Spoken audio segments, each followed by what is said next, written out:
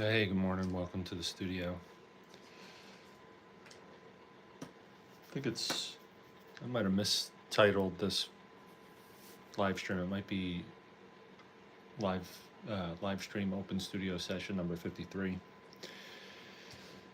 Today we're gonna do a little abstract drawing, try and do it exclusively with multicolored ballpoint pens. Little stream of conscious. There might be some surrealism that's incorporated. There might be who knows what, but I'm gonna get one of my sketch books that I have dedicated to line drawings with pens, and we'll get going.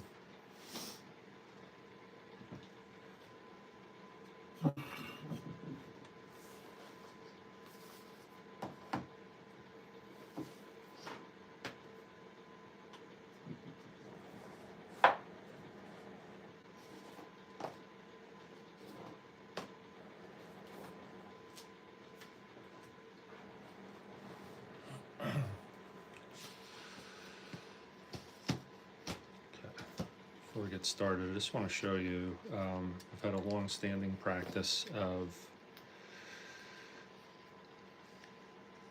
if you've checked out other videos on the channel, you may have seen some reference to this, but lots of work that I've done in ballpoint pen,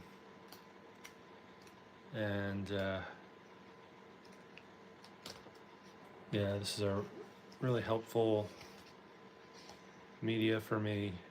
It's something that I've used for probably since middle school. So for me, that's, 40 years ago at this point. So, and it's been a great way for me to kind of hone different facets of my creative practice.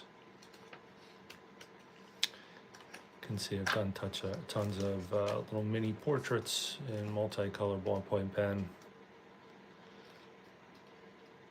and I have a video which I'll put a link to once I edit the live stream profile here, and I'll put a link to an instructional video that I have that describes this process. But you can also view, there's probably well over, maybe close to 200 time-lapse videos in the shorts feed on my channel that you can check out if you're interested. Actually, the video that I'm referencing is a video where I describe how I actually built out this profile. I mean, this portrait of Walt Disney using multicolored ballpoint pen.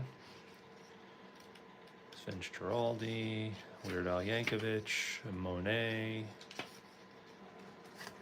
Here's kind of a random line drawing.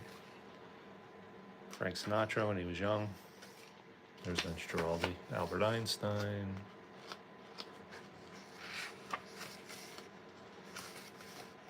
Pretty much famous creative people for the most part in this one. This one actually is going to be sent out, framed and sent out shortly. So in any event, I'm going to go ahead and open up this sketchbook where I have some other drawings that are done mostly in, there's Dwight Schrute from The Office, mostly in multicolored ballpoint pen. And we're going to do one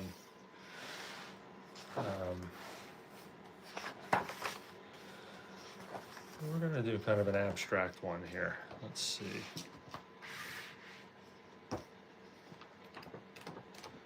Where should we place it? I want a relatively flat piece of paper, so some of these I've put watercolor on, and the paper in this particular journal doesn't really accept watercolor well, so alright. I think maybe I'll just go right here.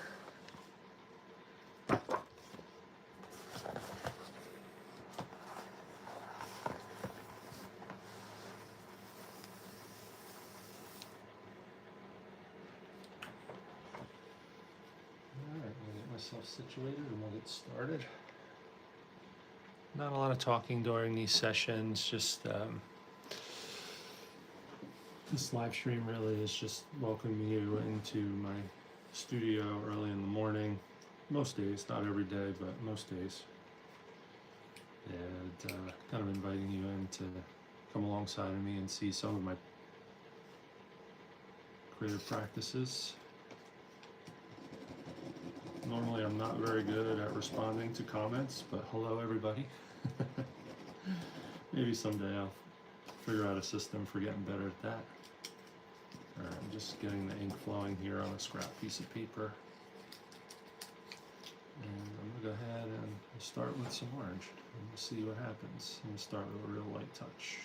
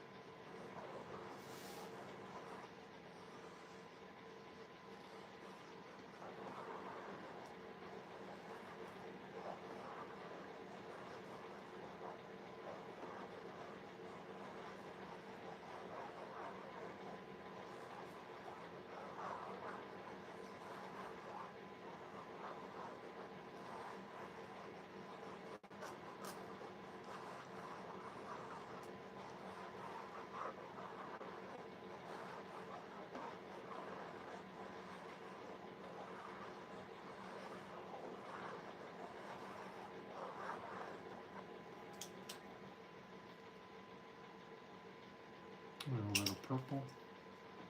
And we'll just react to the lines and the marks that have already been made here. Let's see. And just make sure that the ink is flowing here. Go ahead and just scribble on a scrap piece of paper.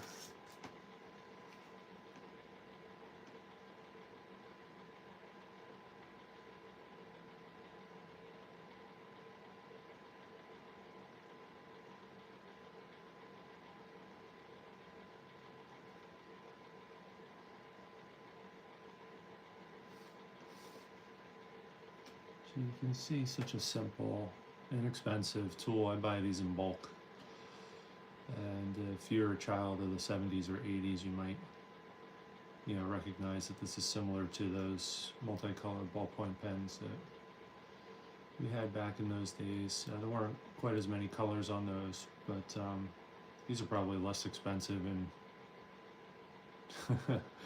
in current value, of money, considering inflation and so forth, than they were then. I think I buy packs of 30 for like 12 bucks. So I'll also put a link to that in the notes once we wrap up here.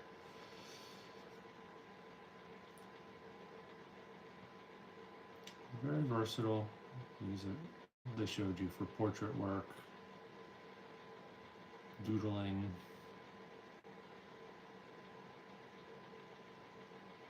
landscape type drawings. Just about anything you could use a pencil for or a charcoal stick.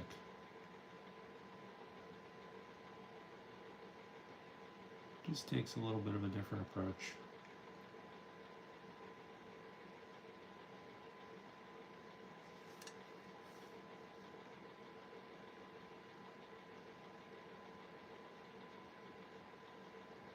Takes a little bit of patience too.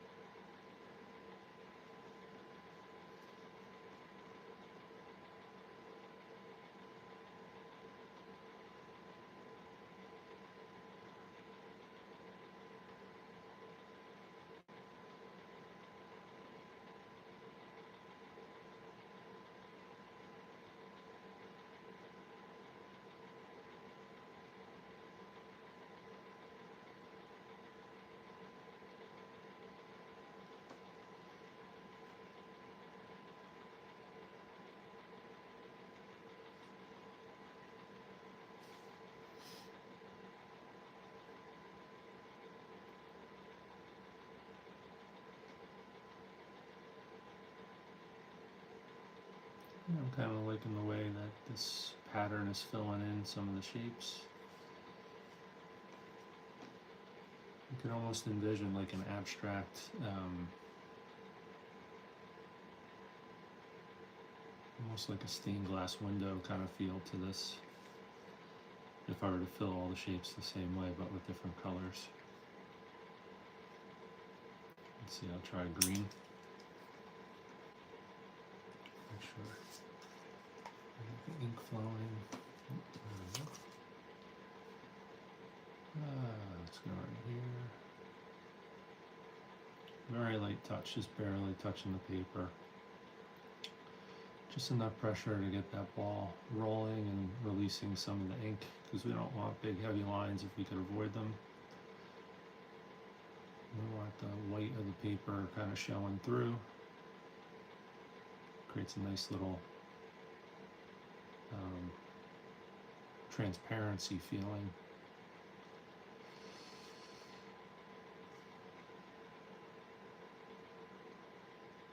Almost like painting with transparent or semi-transparent paints, like we do with watercolor.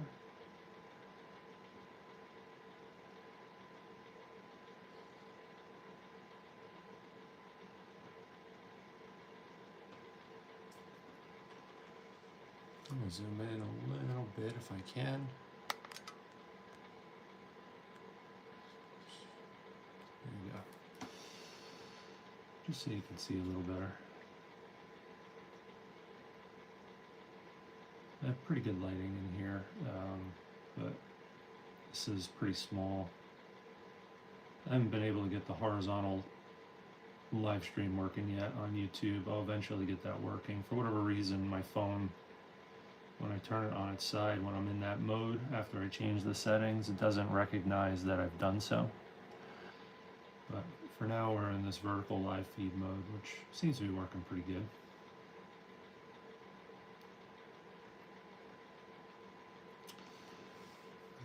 That one came out a little uneven, that's okay. Maybe I'll try some of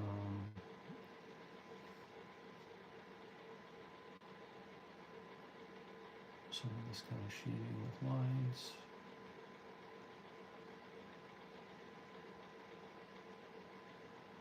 Just to mix it up a little bit.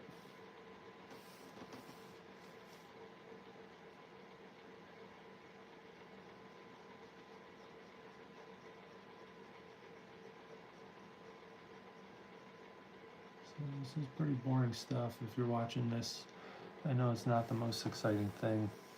We're just going to keep, I think, kind of going with the flow here with this process. Maybe I'll mix some colors, but we're going to fill this out.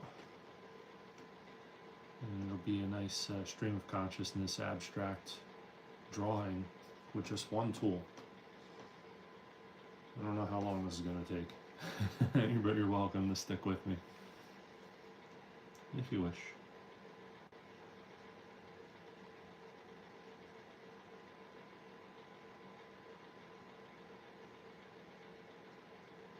So I have a couple of workshops that I'm running lately with Orbital and their Allentown art group. I've been hosting beginner drawing classes, drawing and charcoal classes, drawing plant life. We have figure drawing, gestural figure drawing coming up this weekend. So if you look on orbital.com and look for the Allentown Art Group, you'll be able to find the workshops that I'm hosting there. I think I have about a month's worth of them coming up. I also am an AirBnb Experience approved provider, so I offer workshops that focus on Plein Air adventures here in the Poconos where we live, and also I have a visual journaling workshop all through AirBnb Experience. So if you check out the Airbnb services, you'll find that there under the Experience section.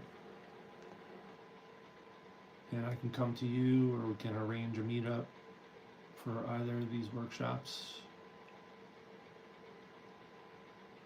A lot of 5-star amongst the other two types of workshops that I do through Orbital and Airbnb. Tons of 5-star ratings. Very grateful for that. For the short while that I've been doing it, and try to make it fun and informative, and try to be as responsive as possible to the needs of attendees, and just encourage people to be creative.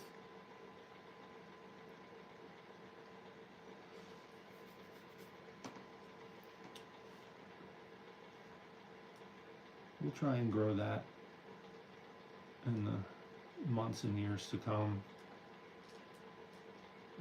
Also, there's quite a few educational videos on the channel too. If you look under the video tab, we get a good taste for what those plein air adventures will be like. Usually it's a brief hike, and then we'll sit down and paint somewhere, a nice little natural scene. So there's tons of videos under the hike and paint playlist that will kind of provide a good idea of what the plein air adventure workshop is like through Airbnb, right on this channel. So if you want to explore that, that's there for you. What we're doing here today is an example of a type of exercise we can do during our visual journaling workshop. But if you kind of take a gander at any of the abstract work that I have on the channel, which mostly is going to be found in the live stream section, I like to do these early in the morning because they provide a nice way to kind of warm up. Not only creatively, but just prepare for the day, kind of get your eye-hand coordination going. It's pretty relaxing.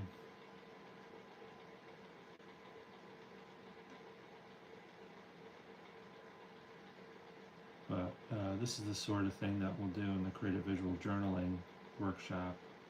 One thing is I like to incorporate a little bit more texture in most of those exercises. So a lot of those will be mixed media.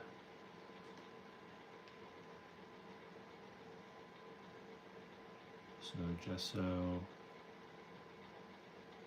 acrylic paints, so on and so forth. This red with this particular pen is not working too well, so after this I'll probably switch to a different pen because I want to get a little bit more red in here.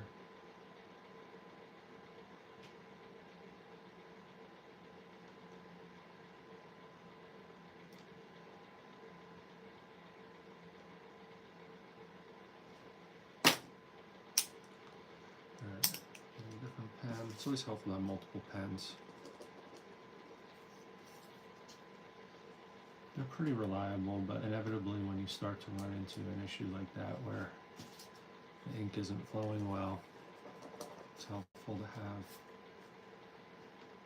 a replacement ready to go. Kind of that next up mentality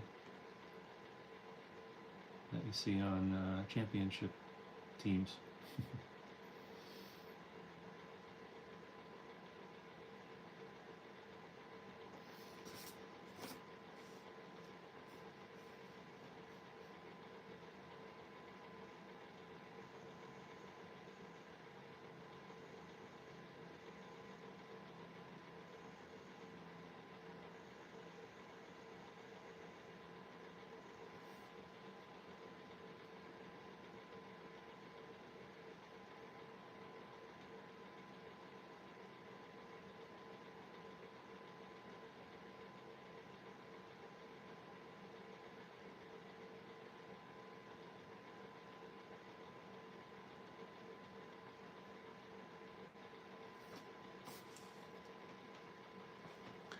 Yeah, we might look to create some variance here in the marks we're making and the saturation that we're creating. And who knows, maybe when we fill this out, we'll overlay this, with some other medium. Right now, I'm just going to keep working this way.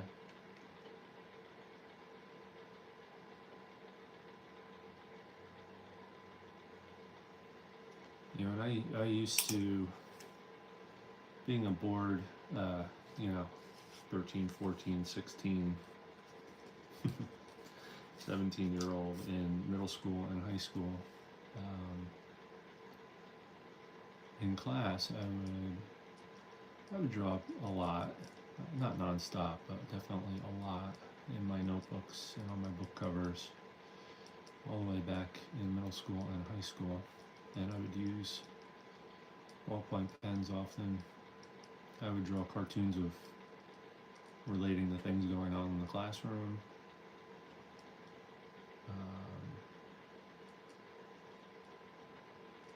Current affairs in the world. I remember doing some caricatures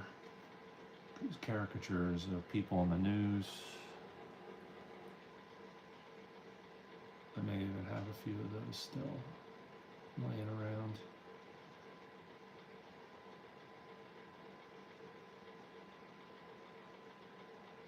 And that might be an idea for an interesting video, how to approach drawing caricatures.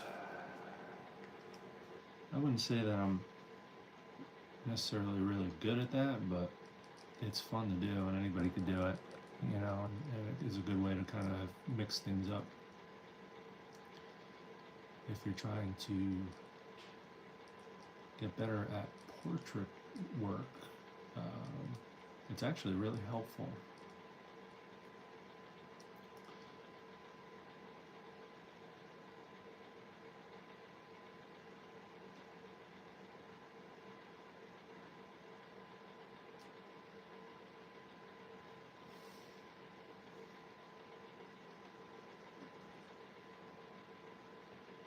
Well, at least it has been for me, in the sense that you can detach yourself from kind of the serious work of trying to capture somebody's real likeness.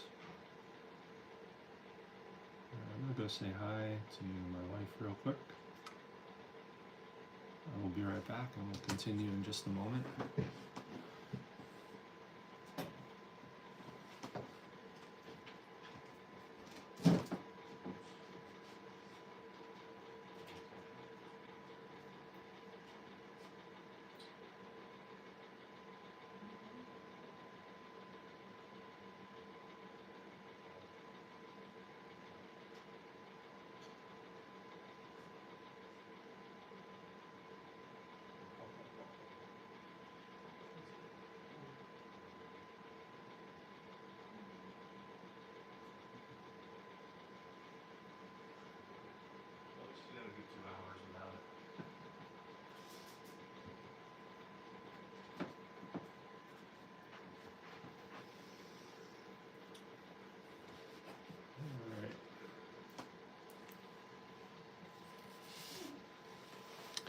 We're back. So, I'm doing a stream of consciousness drawing here with ballpoint pens. It's going to take a while to start looking like a unified piece, so this will take a little patience to unfold, but we'll just keep plugging away.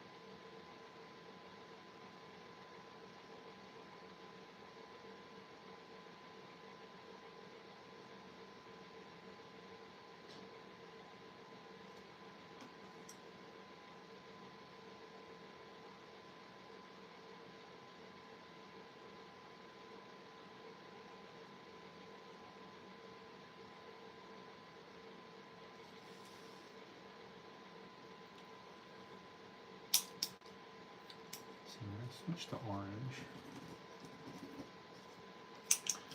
Not sure how this is going to work out because orange is the color that we used for the initial lines that we laid in. I'm going to go ahead and use it to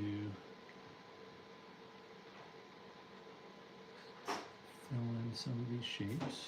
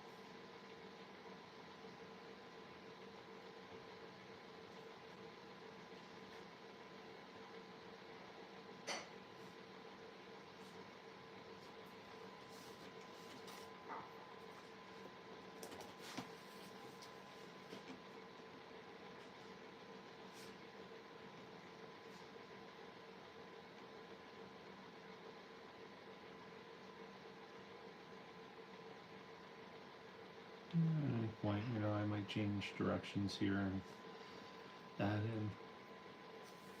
in some different medium, but for now, I just want to see how this is going to play out.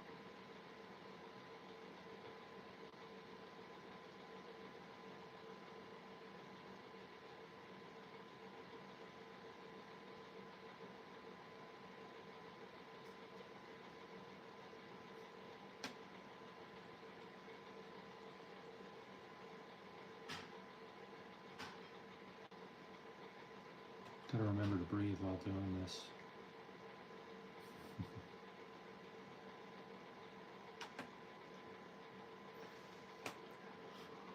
It's easy to find yourself holding your breath sometimes when you're focusing. You don't want to do that for too long.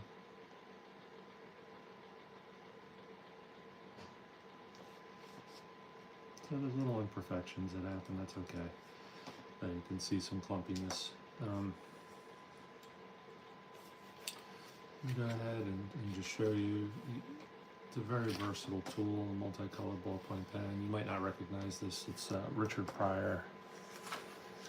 Let's see, Vince Giraldi, Albert Einstein, Weird Al Yankovic. That's a sketch from direct observation while I was sitting in the car. Never finished it. Walt Disney. Our jack-o'-lantern from this past Halloween, Tiger Woods. So, using the same tool that we used to create those is what we're going to do to create this larger abstract piece. I'll go to some blue. I used purple so far, and I'm going to switch to blue. So next, purple, green, red, orange. I'm going to switch to blue.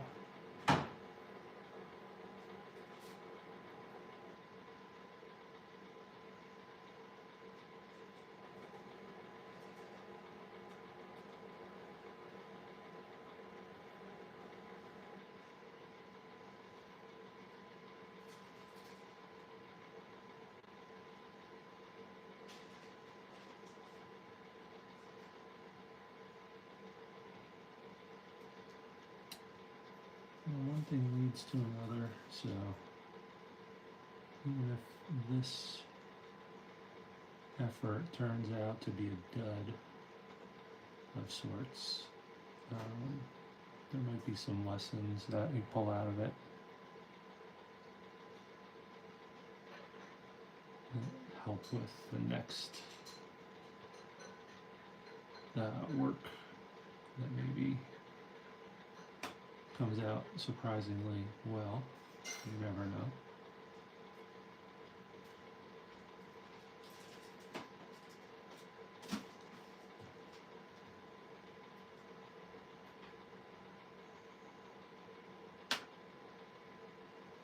And came into this with no plan other than wanting to create an abstract piece, make some marks with multicolored ballpoint pens.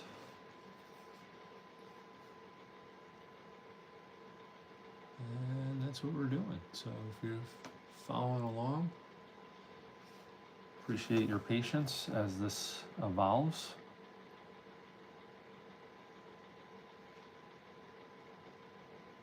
You never know, maybe you'll be awarded with some amazing thing that happens. Probably not. But sometimes patience pays off. In the meantime, if nothing else, if I encourage you to kind of get a multicolored ballpoint pen or even a single colored ballpoint pen and just start sketching, and you find that rewarding or helpful or enjoyable, it's a good thing. You don't need, this is what I really love about this particular medium rather, this ballpoint pen in general. It's probably, maybe next to charcoal, the least expensive and most versatile tool. You know, you can go out into the woods and create a beautiful scene with this, and a sheet of paper on a drawing board. Maybe even something that you want to hang on your own wall. It's pretty amazing.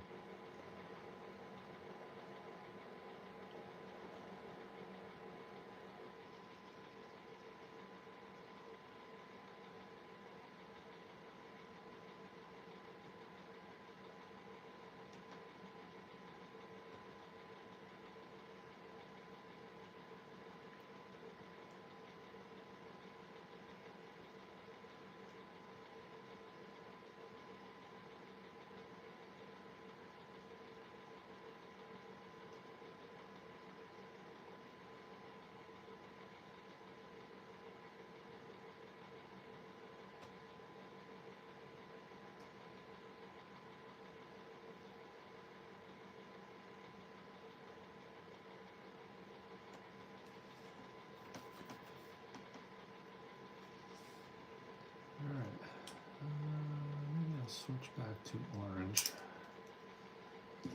So amongst all these colors, and this is where the trick with the portrait work comes in. This is the biggest, most important concept to understand. You know, you could cheat with colors. You can be a little off with your colors, but if you get the values right, most drawings will work, and that includes portrait work. That includes figure drawings and landscape paintings and everything else. So what's important to understand is the value structure in and amongst any of the instruments you might use when drawing or painting. And so if you think about the range of colors here, there's a definite value hierarchy. The darkest value is black. I would say the second darkest value is blue, then purple, green, red, and then orange is the lightest value color. And that might not be true in as far as how you would lay them out in full saturation, but with how they interact as an ink coming off of the roller ballpoint pen onto paper, that's how it works out. So I'm not even thinking about that with this particular piece, but when it comes to, you know, the more literal artwork that I create using multicolored ballpoint pen, in some cases highlighter is used too. In this case I used multicolored ballpoint pen, gouache, and highlighter to create this cloudscape scene, this little mini thumbnail cloudscape scene. So, understanding that value structure is really, really, really helpful. Here's a study of the greats of the Monet painting. You probably recognize. Here's an abstract line drawing with just ballpoint pen. A barn, cup of coffee, giant tree.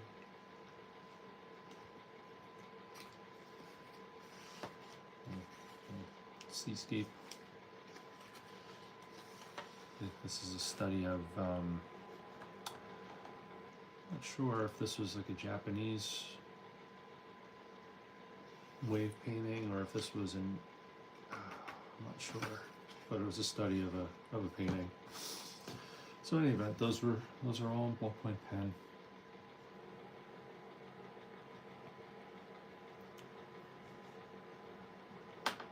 Just showing off the versatility of this tool, and we'll probably continue to do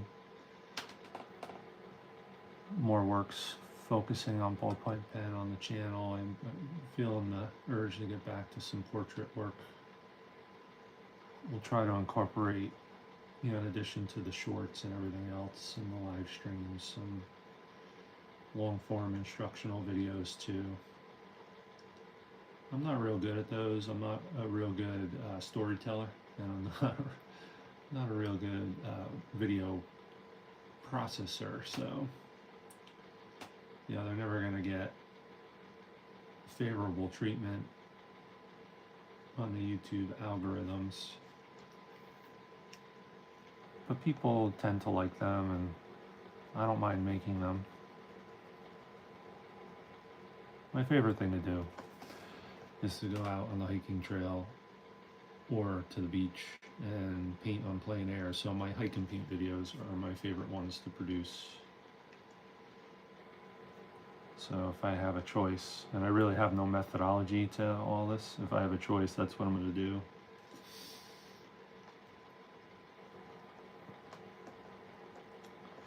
Sometimes the weather, sometimes my schedule, because I work full time. Sometimes the family calendar will have a strong influence on what I'll do. And believe it or not, even though I put a lot of content out on YouTube and social media, that's just so I can get the exposure, so I can, grow my art practice, sell work, gain opportunities to participate in different shows and that sort of thing. That's actually how my workshops emerged that I mentioned earlier. I would say less than half of what I produce gets put out on social media.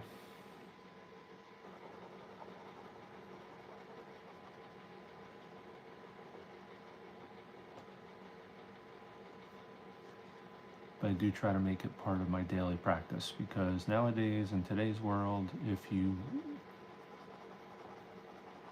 want to be an artist who is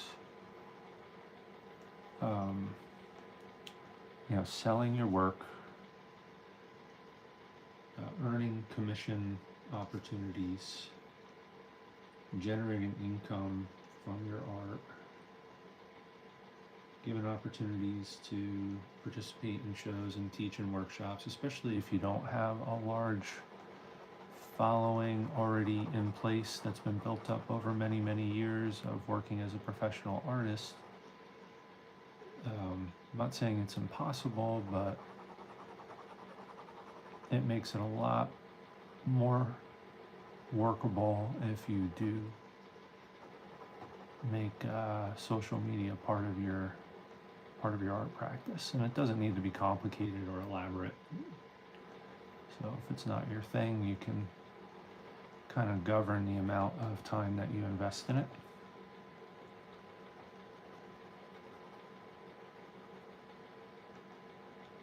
Yeah, being an artist is definitely very entrepreneurial. It's a nice mix of craft and entrepreneurialism. All right. I might start mixing some of these colors together, but for now I'm gonna keep going. Just keep going.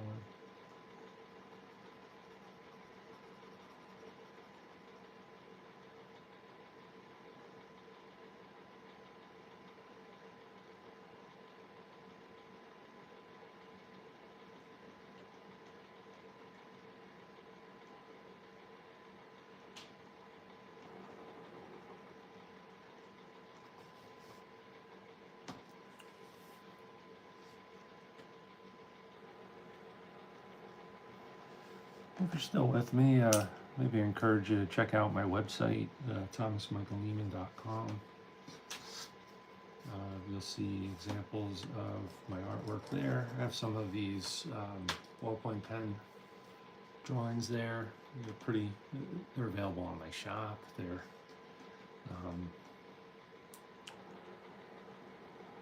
a lot of oil paintings, a lot of plein air paintings, quite a few blog posts where I share some of my thoughts. You can subscribe to my mailing list. I won't spam you. When I have an idea that's fairly well formulated, or an announcement like an upcoming series of workshops and that sort of thing, I'll let you know.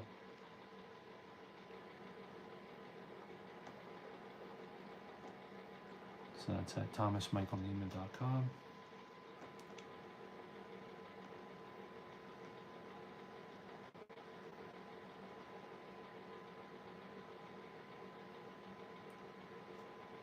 Now, if this sort of art is not your thing, it's fine. I work in, I don't discriminate in as far as, the different mediums that are available. I would say I'm primarily a painter, primarily a landscape painter.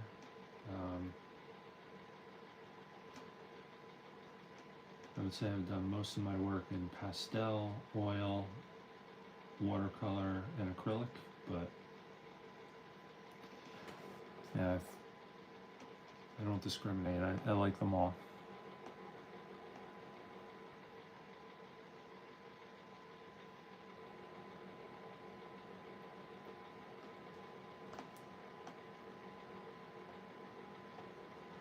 Recently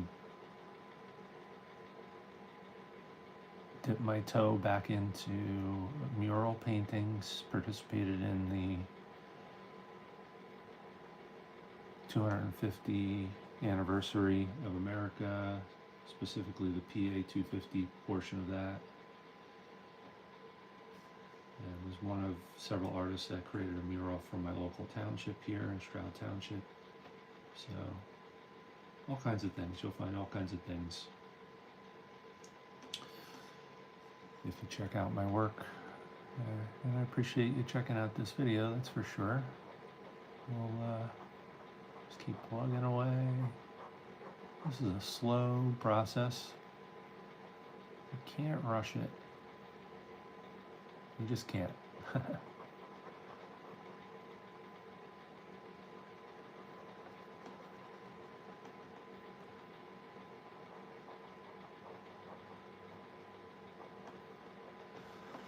Still going with a very light application, just barely touching the paper, just enough to get the ink to flow out of the pens. And we'll keep going with this. And at some point I might get the urge to use a different medium for these abstract stream of consciousness paintings. Sometimes it'll just strike me that it might be good to use charcoal, or it might be good to use watercolor. We'll see.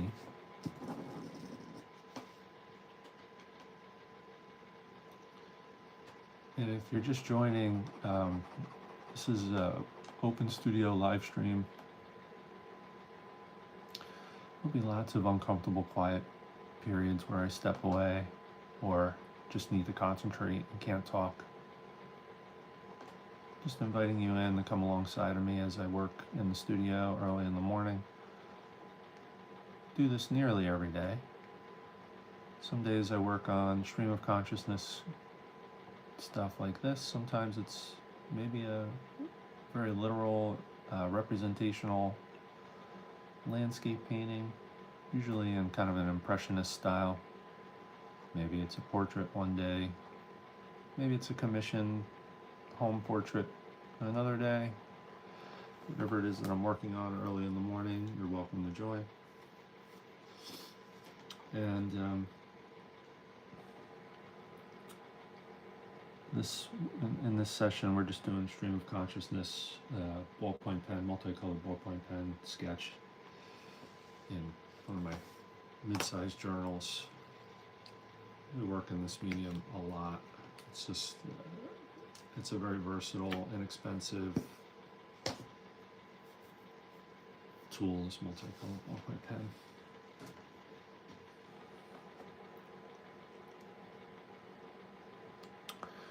All right, let's go back to purple.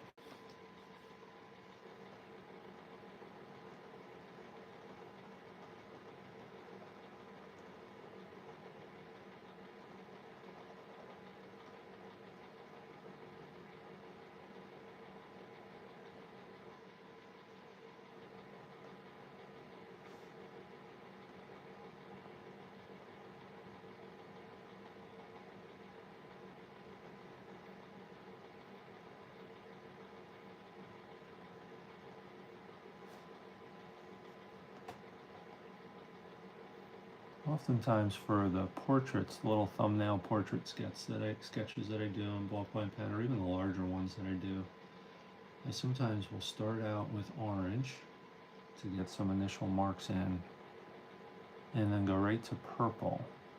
So it's a pretty significant difference in values. You can see the orange versus the purple right here. The purple is one of the darker values that's available in these multicolored ballpoint pens.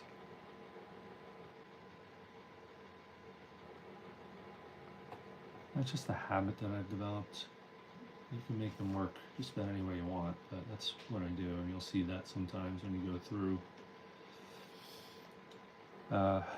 mostly those time-lapse videos of the portrait work that I do, but you could also check out the instructional video that I created under the video tab on how to create portrait drawings in multicolored ballpoint pen, where I actually go through the process of creating a sketch of Walt Disney.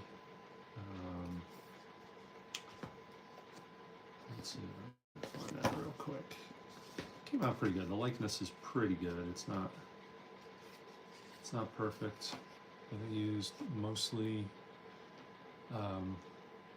multicolored ballpoint pen and a little bit of gouache, white gouache, where the highlights needed to be accentuated and some of the marks from the ballpoint pen needed to be dulled.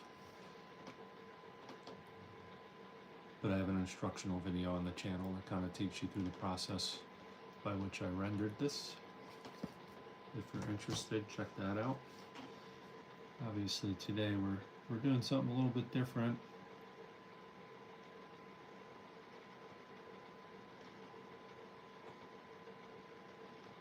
I don't know if I'm going to fill in all these shapes or not. Sometimes white space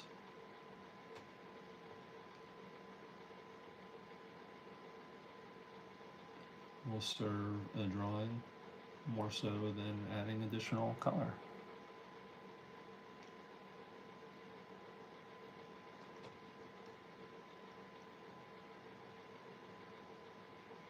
I'm really not making very many conscious decisions. Just kind of going with the flow here. Trying not to let some of the lumpiness it's one of the imperfections of the multicolored ballpoint pen that can be a little annoying. Every now and again the ink will come out and it'll be a little lumpy, but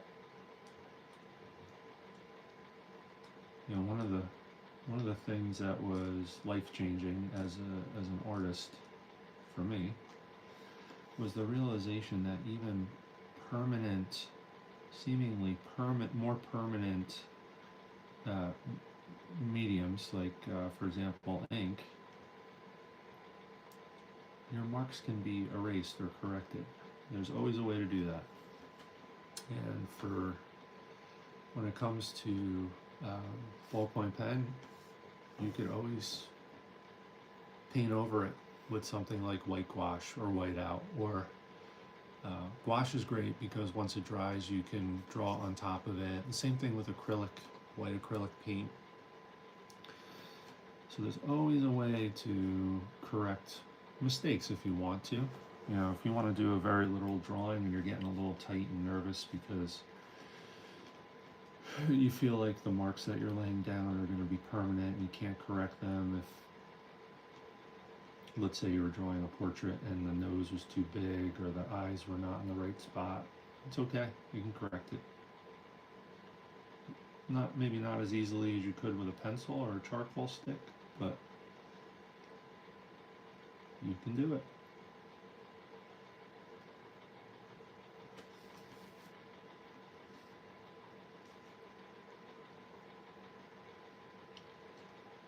And once I learned that, it really accelerated the freedom and the level of productivity I was able to achieve.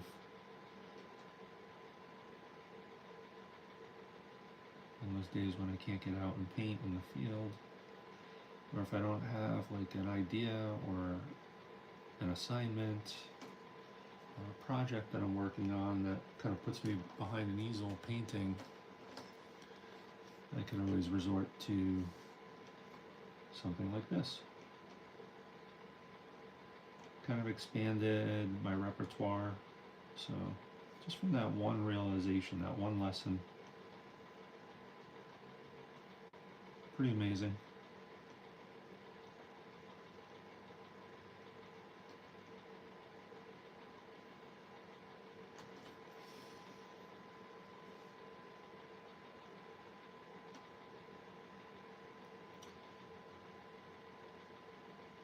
Yeah, I would say fear or anxiety are probably the biggest threats to creativity, to people kind of establishing some sort of creative practice. Everybody's different. Some people have a strong fear of making a mistake. Some people have a fear of being ridiculed, or a fear of being inadequate or unable to produce the type of work that they would like to produce. And it's kind of tragic because anybody can do this.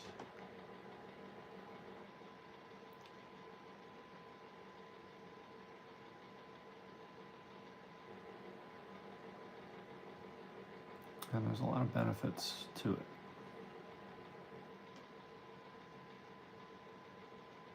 Psychological, social, cognitive, emotional, physical, get you moving. Even people that don't have like a strong creative drive, that never really have the urge to do this sort of thing, it's a good thing to kind of make yourself do this sort of thing.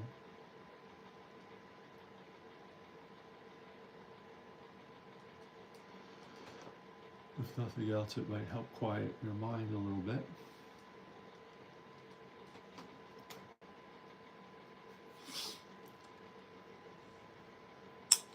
Mark your days. Even on days when you're like, what the hell is this? You know, it's like, okay, all right, well, a couple weeks ago I created this thing. I had no idea what the hell it was or what it means. It'll never amount to a hill of beans, but that's okay. But this might stand out as a good memory. Who knows? All right, so I'm gonna go back to, what do I have the least here? Probably red. I'll go to red.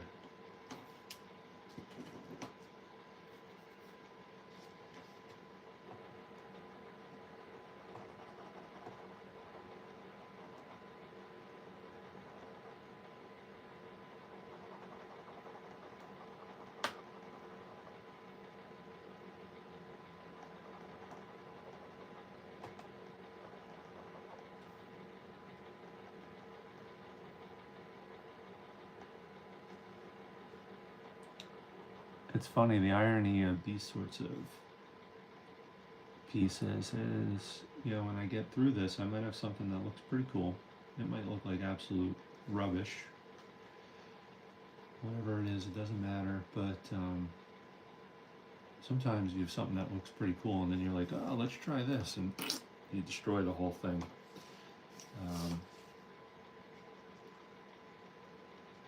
That little mention of kind of getting over, kind of the feeling of permanence of a mistake you might make drawing in pen, that kind of increased my tolerance for that anxiety or fear associated with making that sort of decision that I just described, where sometimes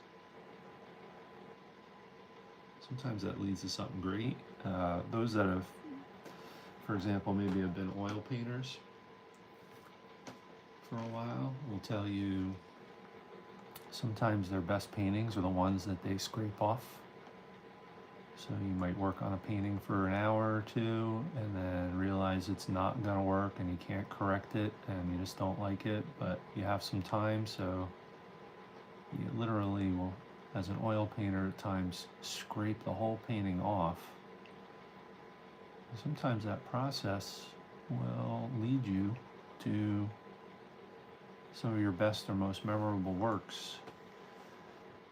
Sometimes it's because you're warmed up and you have better ideas. And sometimes, in part, it's because of the effects that are resulting from the kind of the physical attributes associated with those marks made by scraping the painting off. Kind of a haphazard mixture, maybe a semi-transparent group of paints in one area becomes more transparent and it creates a more luminous effect. There's all kinds of weird things that happen with those sorts of accidents. So, if you ever watch Bob Ross and his reference to happy little accidents, if you get over that fear or anxiety associated with making mistakes, not only is it freeing, but it could lead you to, your best work.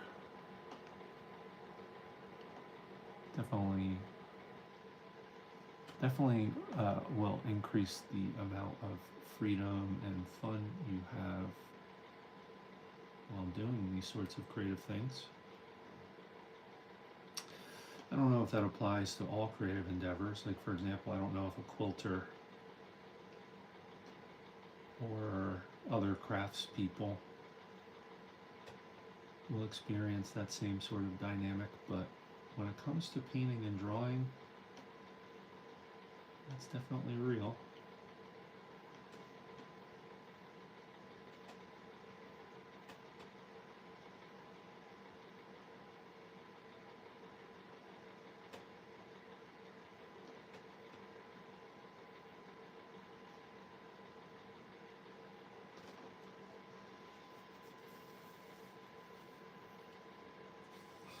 I think in this section here, I might use concentration on darker values. So I might press a little harder with the pen, and I might use some of my concentrate some of my darker values there. So maybe blue, purple, and black. And it's just a gut feeling.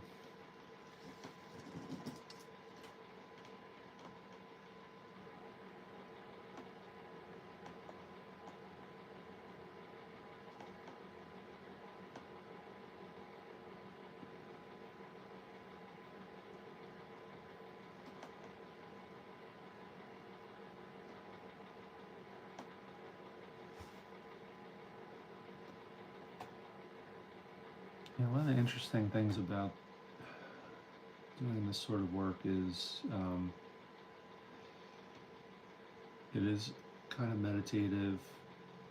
You can actually use it as a meditative process. If you've ever experimented with meditation, you can You can focus on a single word or a series of simple words that you could repeat in your mind or out loud while you're doing something like this.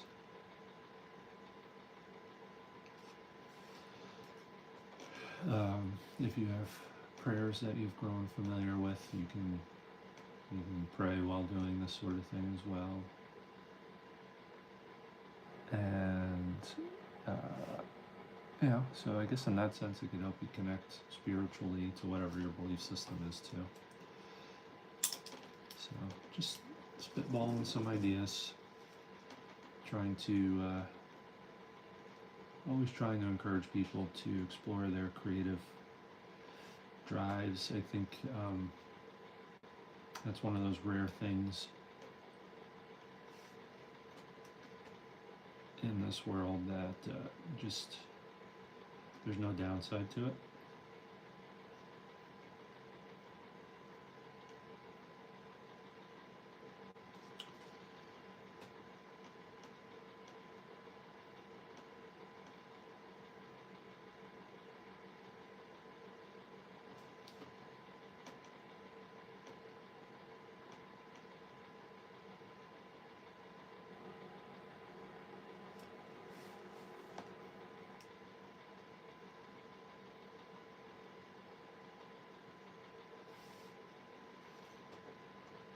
I think in general, anything that helps, somebody reduce anxiety, frustration, anger, even if it's through distracting yourself for a few moments, this sort of exercise does that for you, it's a good thing. And at the end of the day, you have, good memory, maybe a nice art piece that's frameable, maybe a gift for somebody who would enjoy this sort of thing. There's a lot of benefits that can result from kind of developing a practice that incorporates this sort of process.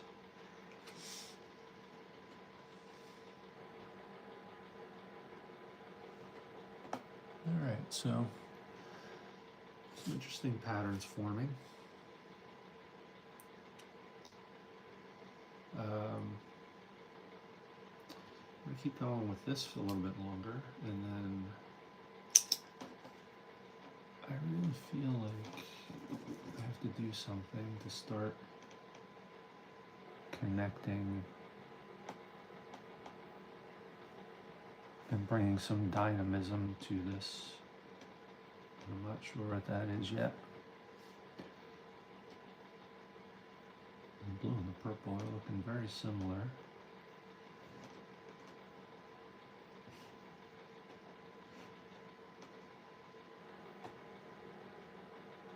See, in my opinion, that blue is of darker value than the purple. I don't know if you can see that, but it just looks, if you squint your eyes, it looks darker than the purple. Pressing roughly at the same amount of pressure. And that becomes real important when you're starting to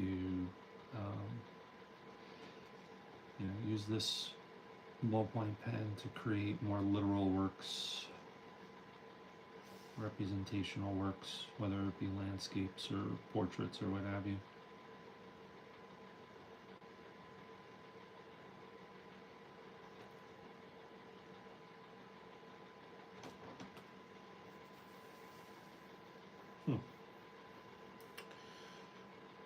Okay.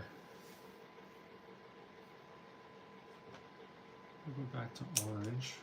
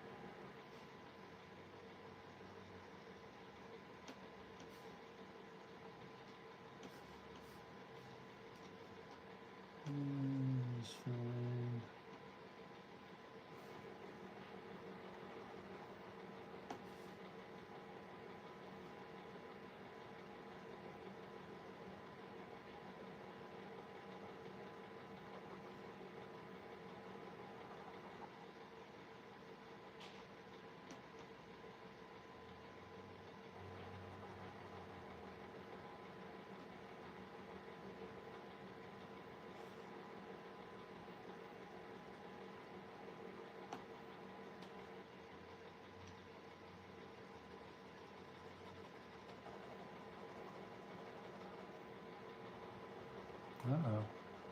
I have two orange spots right next to each other. That's okay.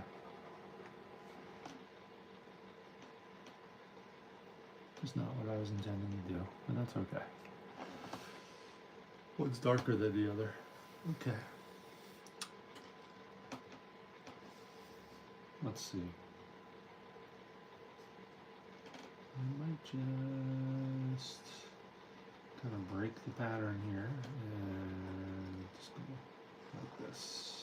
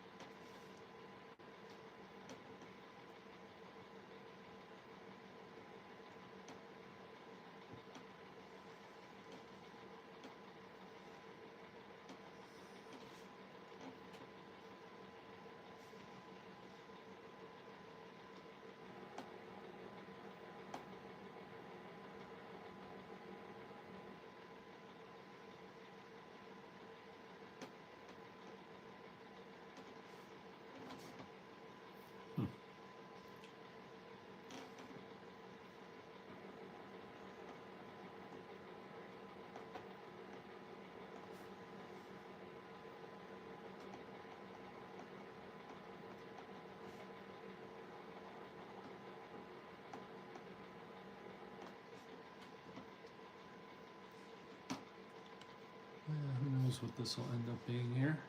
I know it's real far toward the bottom of the screen. Oops, sorry about that. Toward the mid part of the screen here. Let's see. Maybe I'll put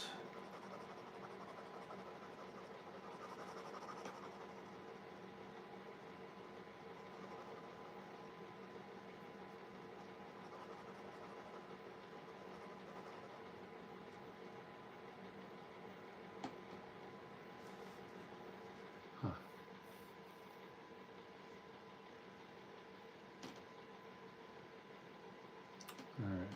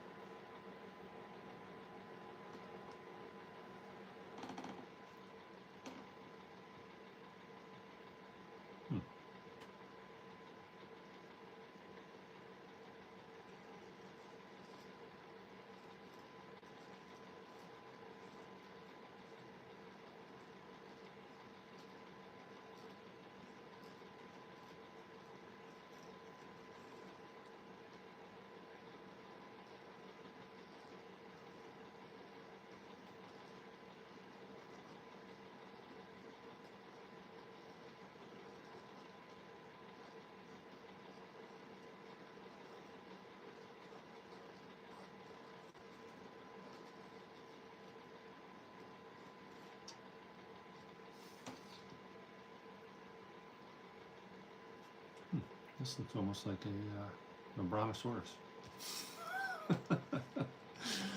Do you see it? All right, let's see.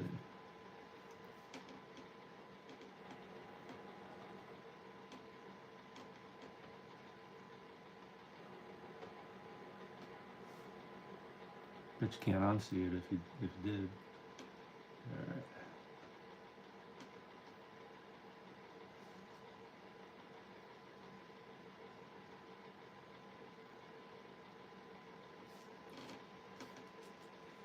Okay, I'm going to use a little bit of black.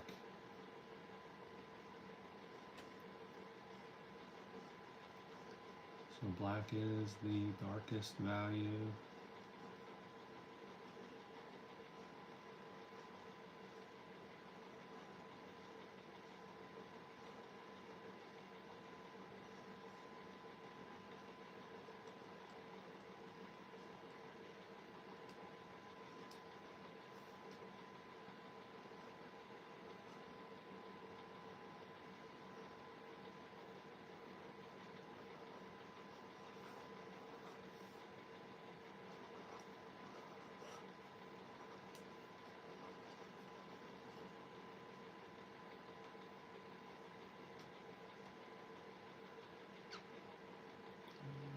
Let's see. We'll have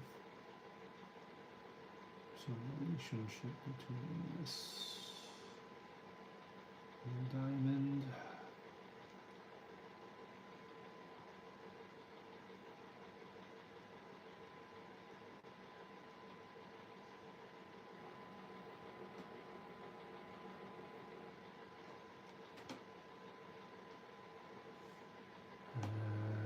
Maybe this little triangle.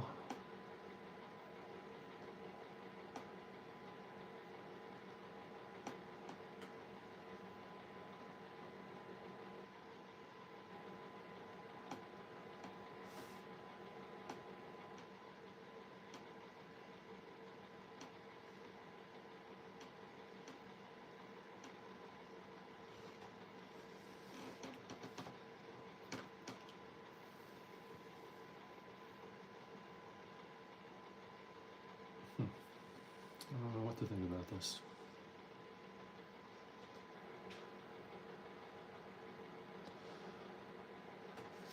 Well, I think we're going to take a break soon, but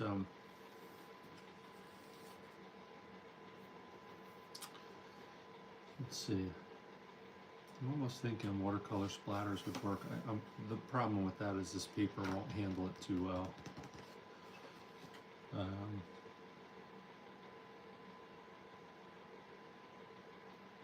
I might let this go for now and work on it again maybe later at lunch. I'm thinking if I were to put a series of watercolor splatters like this over this, it might create some interesting effects, almost like what you see on my scrap paper here. I might take a little bit of a different approach. I think these acrylic pens might do something interesting too. But I think we're gonna pause here at this point. I'm gonna take a look at the community tab on my channel. If you're interested to see how this will work out, I'll put a photo of the finished copy of this sketch out there later on today. Appreciate you checking out the live stream, Open Studio live stream here, and thanks so much for following along. Sorry if I didn't say hi. Really just working away, inviting you in to kind of observe me working during Open Studio session here. If I didn't say hi, please don't take offense. It's not that I'm ignoring you, it's just that I'm not the best multitasker. Anyway, hope you stay well. Thanks for checking out my work, and hopefully we'll see you again next time.